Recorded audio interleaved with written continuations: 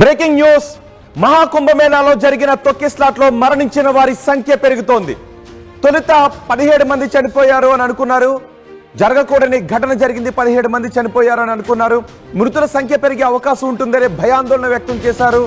మృతుల సంఖ్య పెరుగుతూనే వచ్చింది. ఇప్పటి వరకు 30 మంది చనిపోయినట్టుగా చెబుతున్నారు. ఇప్పటికీ ఆ సంఖ్యలో అస్పష్టత కనిపిస్తూ ఉంది. కానీ 30 మంది చనిపోయినట్టుగా చెప్తున్నారు. మరి కొంతమంది 40 మంది అంతకు మించారని అంటూ ఉన్నారు. 30 మంది చనిపోయారని అధికారికంగా చెబుతూ ఉన్నారు. 60 మందికి పైగా తీవ్రంగా గాయపడ్డారు. వారందరినీ ఆసుపత్రిలో జాయిన్ చేశారు, ఆసుపత్రిలో అడ్మిట్ చేశారు, అక్కడ చికిత్స అందిస్తూ ఉన్నారు. అయితే ఈ ప్రమాదానికి కారణం ఏంటి?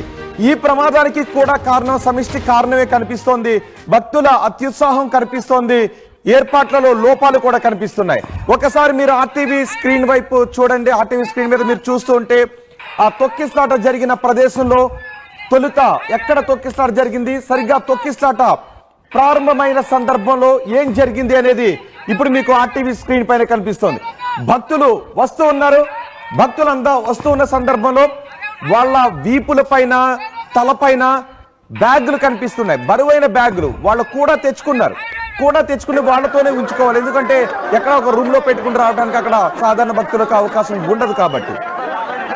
ఆ సమయంలో ఒక్కసారిగా తొక్కిస్లాట చోటు చేసుకోవడంతో వాళ్ళు మేనేజ్ చేసుకోవాలి. చూడండి, ఒకసారి ఒకరు పడిపోయారు, వాళ్ళ వీపు పై నుంచి మరొకరు పడిపోయారు.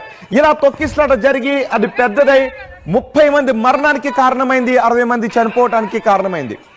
ఇక్కడ భక్తుల అత్యుత్సాహం కొంచెం కనిపిస్తోంది. ఏర్పాట్లలో లోపాలు కూడా కనిపిస్తున్నాయి. ఎక్కడెక్కడ లోపాలు కనిపిస్తున్నాయో ఇప్పుడు నేను మీకు స్పష్టంగా చెప్పబోతున్నాను. ఎందుకంటే 26వ తారీఖు వరకు ఈ మహాకుంభమేళా జరుగుతూ చూడండి. ఒకసారి స్ట్రెచర్ పైన మహిళను, గాయపడిన మహిళను తీసుకువెళ్తున్నారు. అక్కడ సిబ్బంది, రెస్క్యూ సిబ్బంది వెంటనే ఇమీడియట్ గా చాలా వేగంగా స్పందించడంతో వాళ్ళందరినీ కూడా ఆసుపత్రికి తీసుకువెళ్ళగలిగారు. సకాలంలో ఆసుపత్రికి తీసుకువెళ్ళగలిగారు. వారందరికీ ఇప్పుడు వైద్యాన్ని అందిస్తున్నారు. మృతి చెందిన కుటుంబాలకు, మృతి చెందిన వారికి 25 రూపాయలు ఎక్స్గ్రేషియాను కూడా ప్రకటించారు. కానీ ఇక్కడ ఎక్స్గ్రేషియా కాదు, వైద్యము కాదు, అంతకంటే ముఖ్యమైనది ఏంటి అంటే ఇలాంటి ప్రమాదం చోటు చేసుకోకుండా ఉండాలి. ఇలాంటి ప్రమాదాలు చోటు చేసుకోకుండా ఉండాలి అంటే ప్రభుత్వం ఏర్పాట్లు, ఎక్స్ట్రీమ్ ఏర్పాట్లు చేయాలి. ఈ ఏర్పాట్లు సరిపోతాయిలే అనే విధంగా కాకుండా ఇంతకు మించి చేయటానికి ఏమీ లేదు, పూర్తిగా చేశాము అనే విధంగా ఏర్పాట్లు చేయాలి.